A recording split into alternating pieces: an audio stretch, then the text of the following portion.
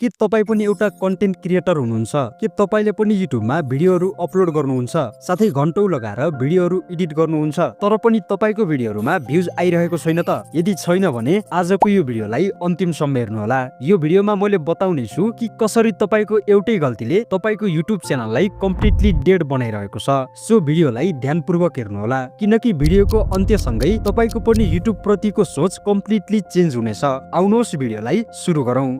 हामी सबै साना युट्युबरहरूले सुरुमा एउटै गल्ती गर्छौं र त्यो गल्ती हो भिडियोलाई अपलोड गरिसकेपछि तुरुन्तै मेसेन्जर, व्हाट्सएप र फेसबुक ग्रुपहरूमा भिडियोको लिंकलाई शेयर गर्नु। भिडियोको लिंक शेयर गरिसकेपछि हामीले सोच्न थाल्छौं कि अब त भिडियोमा धेरै भ्युज आउँछ, भिडियो अब भाइरल हुन्छ, तर वास्तवमा यसको ठीक उल्टो हुन्छ।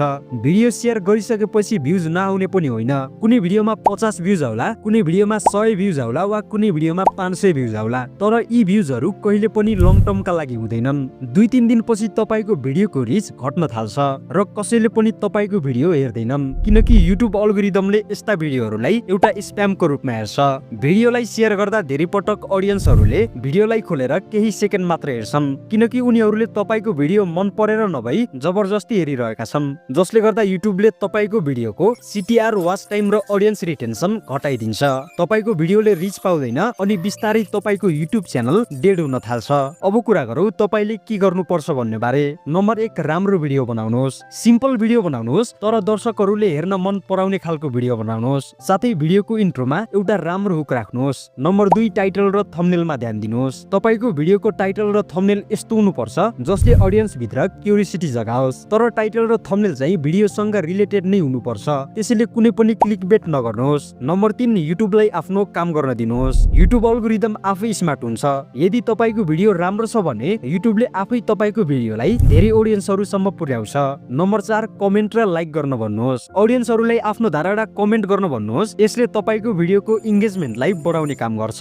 नम्बर 5, रेगुलर भिडियो अपलोड गर्नुहोस्। यदि कुनै कारणवश डेली भिडियो अपलोड गर्न सक्नुहुन्न भने हप्तामा 1-2 वटा भिडियो अपलोड गर्नुहोस्। याद राख्नुहोस्, कन्सिस्टेन्सीले नै युट्युबमा ग्रो गर्न मद्दत गर्छ। भिडियोलाई शेयर गर्ने नहुने होइन, तर हरेकलाई लिंक पठाउने पनि होइन। तपाईको टार्गेट अडियन्स जहाँ छन् त्यही नै भिडियोलाई शेयर गर्नुहोस्। युट्युब सर्ट्सहरु बनाउनुहोस्, टिकटकमा पार्ट वाइज भिडियो राख्नुहोस्, साथै फेसबुक रिलमा पनि छोटा क्लिपहरु राख्ने गर्नुहोस्, अनि त्यहाँबाट तपाईको च्यानलमा ट्राफिक आउनेछ। यस्तो गर्दा तपाईको भिडियो मन पराउने अडियन्सले मात्र तपाईको भिडियो हेर्नेछन्, जसले लङ टर्म ग्रोथका लागि हेल्प गर्नेछ। युट्युबमा सबैभन्दा महत्त्वपूर्ण कुरा के हो भने युट्युबले कुनै पनि च्यानललाई रिच दिनका लागि अलि टाइम लिने गर्छ। त्यसैले धैर्यता राख्नु अलि महत्त्वपूर्ण हुन्छ।